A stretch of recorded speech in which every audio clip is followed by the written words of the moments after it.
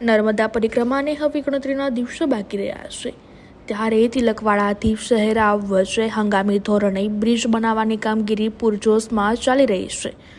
ઉલ્લેખનીય છે કે નર્મદા પરિક્રમાનું ભારે મહત્વ રહેલું છે।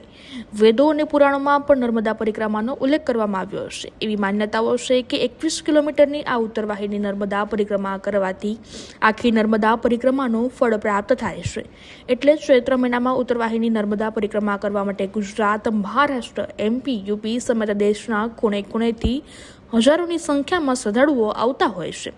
આ નર્મદા પરિક્રમા દરમિયાન તિલકવાડાથી શહેરાવો અને રેંગણથી રામપુરા વચ્ચે 2 વખત નદી પસાર કરવાની થતી હોય છે, જેમાં રેંગણથી રામપુરા વચ્ચે નાવડીની વ્યવસ્થા કરવામાં આવે છે અને તિલકવાડાથી શહેરાવ વચ્ચે હંગામી ધોરણે બ્રિજ બનાવવામાં આવે છે। ત્યારે નર્મદા પરિક્રમાને હવે ગણતરીના દિવસો બાકી રહ્યા છે, ત્યારે તિલકવાડાથી શહેરાવ વચ્ચે હંગામી ધોરણે બ્રિજ બનાવવાની કામગીરી પૂરજોશમાં ચાલી રહી છે અને ટૂંક સમયમાં જ આ બ્રિજની કામગીરી પૂર્ણ થવાની છે, જેને લઈને માઈ ભક્તોમાં અનેરી ખુશીનો માહોલ જોવા મળી રહ્યો છે અને ભક્તો તંત્રનો તેમજ સરકારનો આભાર વ્યક્ત કરી રહ્યા છે।